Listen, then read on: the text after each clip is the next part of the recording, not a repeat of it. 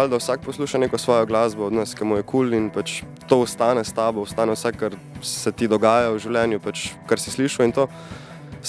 Ne vem, po mojem je bilo glih to, pač dobili smo se v placu, hoteli smo preživeti nekaj kvalitetnega časa skupaj, pač in se je začela glasba delati v bistvu skoraj da samo od sebe. Pač s tistim, kar smo znali na začetku igrati, do tega, da igramo za tisto, kar nam sede, no.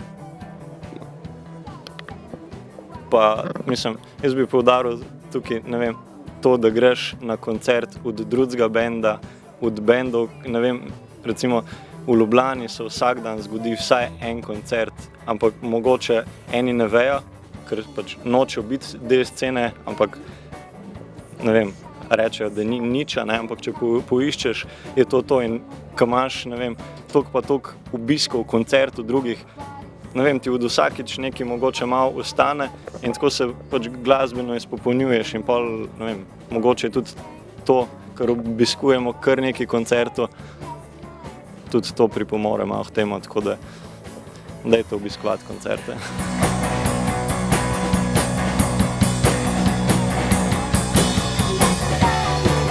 Od začetka je bilo tako, kakor večina slovenskih bendov, mislim se, vsi, ki so se na to pot podali oziroma so nekje v tej sceni, vejo, kako gre, ne. Najprej plačaš vse sam, pol dobiš za potne, pol ti dajo še pivo zraven, pol se mogoče lahko meni za 100 €, mogoče 200, če imaš srečo, ampak da bi pa govoril o nekih bajnih zaslužkih, da bi ti, ne vem, preden vse pokriješ, po moje traja kar lep čas, se pravi, vso opremo, vso, ne vem, potne stroške, vse, kar si dal noter, čas, ki si ga porabil za vse. Tako, ampak fora je to, no, da, mislim, da se imaš fajn, če pa zaslužiš še zraven toliko, da lahko investiraš nazaj noter, pa toliko boljše.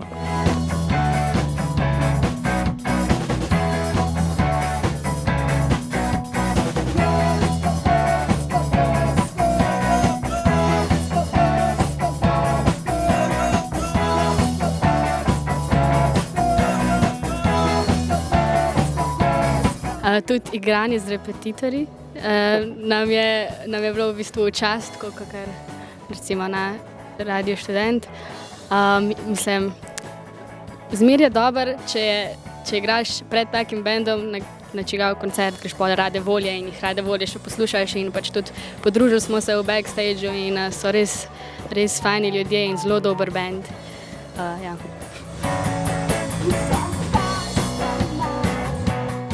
Bolj ne vsi že vemo, ker smo toliko slišali v Sazasu oziroma bili deležni raznih izkušenj pač s Sazasom, da je smešno, da se moraš s takimi zadevami pač še vedno obremenjevati, no. Tako. Mislim, siguren, saj je fajn živeti od muzike, ampak pač, če si na te nove zakone in te stvari cilju, ne vem, no. Pač bi kdo mogoče kaj bolj konkretnega povedal ali se bomo vsi sam smejali. Mislim, tako ne vem, pač spoštujem slovenske avtorje, spoštujemo ljudi, ki pišejo v slovenščini, svaka jim čas, zaradi tega, ker je zelo lep jezik za uporabljati ga, ampak še malo bolj pa spoštujem ljudi, tudi če slab slovenski komad naredijo, ampak da ga res čutijo, pač ne vem, po mojem je to tisti feeling, da pač muzika mora biti pristna in če ti nekdo zapoveduje, kaj moraš povedati, pa na kakšen način moraš povedati, po mojem, da to ni ta pravi način. No.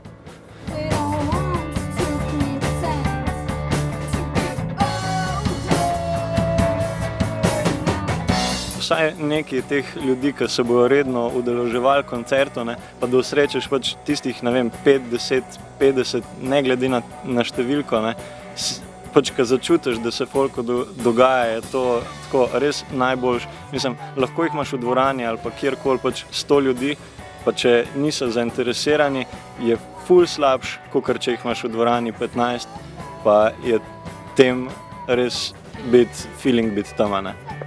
Bolj je važno, kaj dobimo mi od folka, ker nam oni dajo, da mi damo toliko več nazaj. In pač tekom koncerta raste ta šus, no.